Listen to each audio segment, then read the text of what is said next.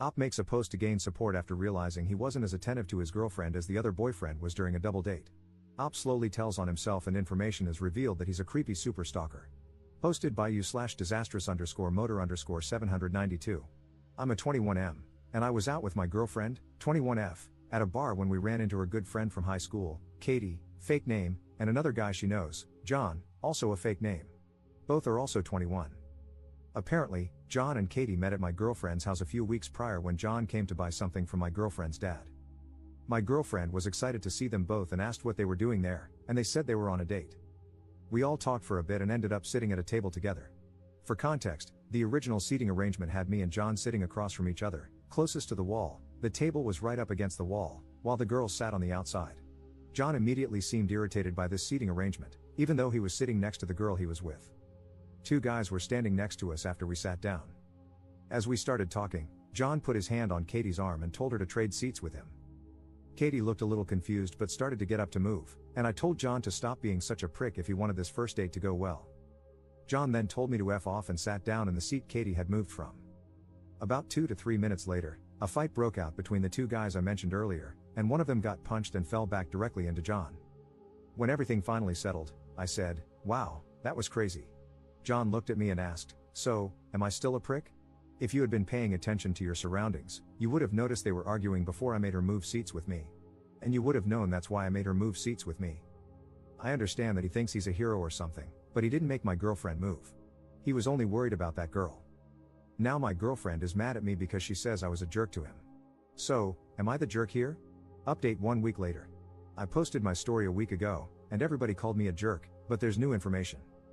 3 days after the problem at the bar, I was on my way to work when my girlfriend asked me to stop by Katie's to pick up something she had borrowed. She said Katie knew I was coming by. When I got to Katie's apartment and went to open the door, it was locked, which had never happened before when my girlfriend and I had gone there. We live in a small town, so it's not unusual to leave your door unlocked, especially during the day. I rang the doorbell, and who answered? John. I asked him what he was doing there, and he gave me this stupid smirk and said, "I've been here for 3 days besides work. What are you doing here?" I told him I needed to talk to Katie. He called for her, and she came out from the bedroom with the item my girlfriend needed. I asked her why the door was locked, and John, who was still standing there for some reason, decided to chime in, because I told her she needed to lock it so people don't just try to walk into her apartment like you just did. Katie has never locked that door, or at least, not when she knows someone is coming over. I told him that what Katie does in her own home isn't his business. If he's that worried, he can leave. He just laughed at me. So once again, he's trying to control Katie, and this time it's in her own house, where he has no say. I asked Katie to step outside with me, and she did. I asked if she felt safe, and she said she felt safer than she's ever been, but she rolled her eyes when she said it. I left and called my girlfriend to tell her about all of this. She got mad at me again and told me to leave John and Katie alone, but I'm really concerned about Katie's safety. My girlfriend hasn't heard from her in a few days now. I've tried texting Katie too, but my messages won't deliver. Relevant comments. Commenter. Dude, why are you obsessed with Katie? Op's response. I'm not obsessed with Katie. Katie can't see how John is, and it's dangerous for her. He's already controlling everything she does, and she immediately let him come to her house and tell her what to do there. Katie is being naive. Commenter 2. What do you think they were doing behind closed doors for 3 days? Playing Connect 4? Op's response. My girlfriend has told me that Katie has never slept with anyone before, and I assume she would know since they've known each other for years. So, no, I don't think Katie slept with him. Second update 20 days later. Some comments told me to reach out to Katie when I knew John wasn't around, which became hard to do because he was there every day. I passed by her house on the way to work, and I can see his car there. Editor's note, I couldn't find a single comment that told him to reach out. But I did manage to stop by 3 times and try to talk to Katie. She kept acting nervous when she opened the door, even more so when I asked her about John. I kept asking if she felt safe, and she kept saying yes really quickly before closing the door immediately. I tried to talk about this with my, now ex-girlfriend, but she got mad and broke up with me. I stopped by Katie's house that same day, and her neighbor said she had moved out. I asked where she went, and the neighbor told me she thinks she's staying with that nice boy who's been staying here. So I guess John managed to convince Katie to cut off all her friends and move in with him. I don't know where John lives, so I have no way of knowing if Katie is safe or not at this point.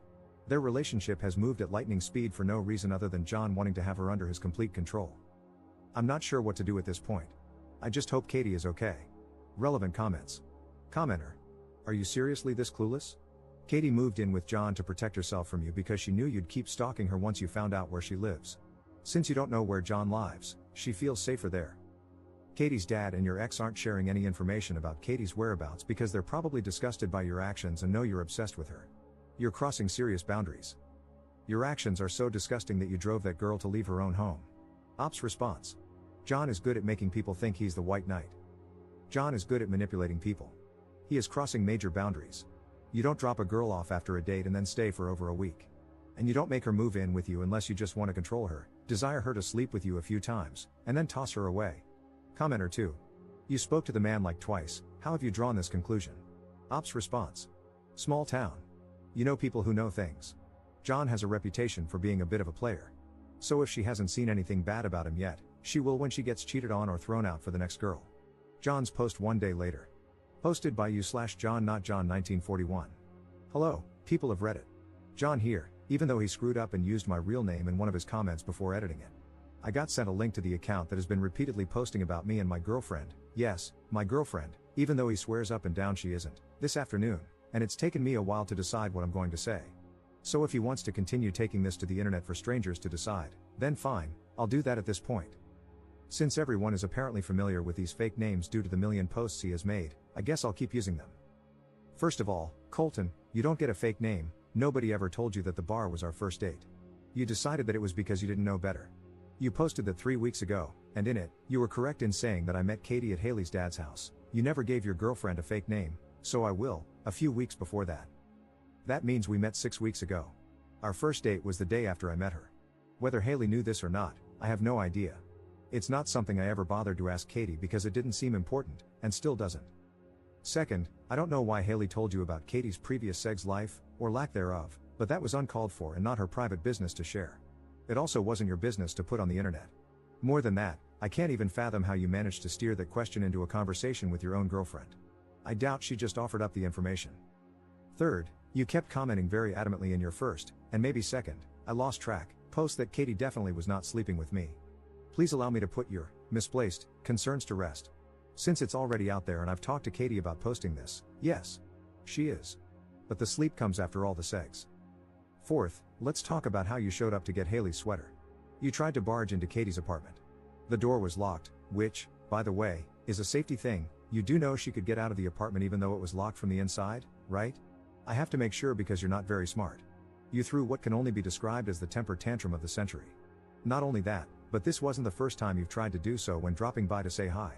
You then decided to interrogate Katie on her front porch about whether or not she wanted me to leave.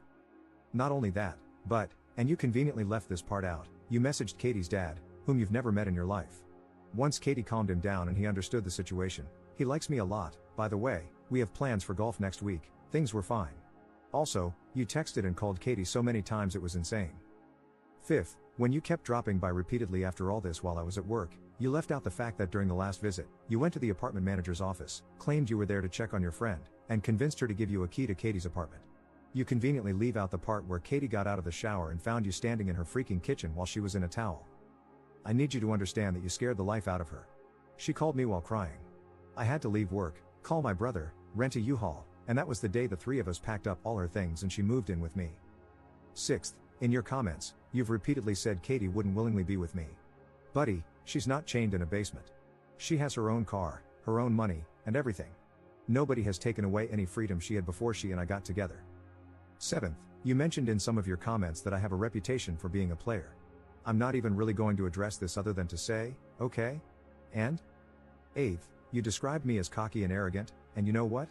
I'll give you that. I am, and I know I am. And you must think Katie has bottom-tier intelligence if you think she doesn't know it too. Ninth, Katie quit her job because you know where she works and she doesn't want to go back there. You can say a lot of things about me, and some of them might be true, but I can promise you that I'm not the one Katie is afraid of. You are. And lastly, stay away from my house. Stay away from Katie. Katie might be too nice and gentle to hurt your feelings. But I'm not. Relevant comments. Commenter. What was Colton like the first time he met you at the restaurant, when you switched seats with your girlfriend because of a fight nearby? Was he already excessively creepy and pushy? John's response. Not creepy or pushy, at least not that I saw or heard. But his whole attitude changed as soon as he realized that we weren't there as friends and were on what he apparently thought was a first date. John update 4 days later. Sorry if this is your first time seeing this, but several people have asked for an update on my post, and even more on his. Katie's dad, along with a couple of cops, had a chat with Colton and his dad, a disastrous meeting. Apparently, his dad wasn't surprised but did lay down the hammer afterward. Colton didn't appreciate this. I got some texts tonight, he ever so kindly unblocked my number just to send them, but so far, Katie has been left alone. This is all I have for now, and I'm hoping his obsession is coming to an end now that his dad knows what he's been doing and, from what Katie's dad told me, is looking into solutions. I hope I'm not wrong. Also, another update, Katie got her old job back. Her boss called her, he was very understanding when she told him she was quitting and why, and told her she could work from home since she was his only office employee, and apparently, he doesn't know how to work any of his own systems. Thanks, everyone. Some of the comments on either my post or his gave both me and Katie a laugh in the middle of all this crazy BS. Editor's note, text messages can be found on John's profile, as the transcription contains too much swearing to include without it being risky.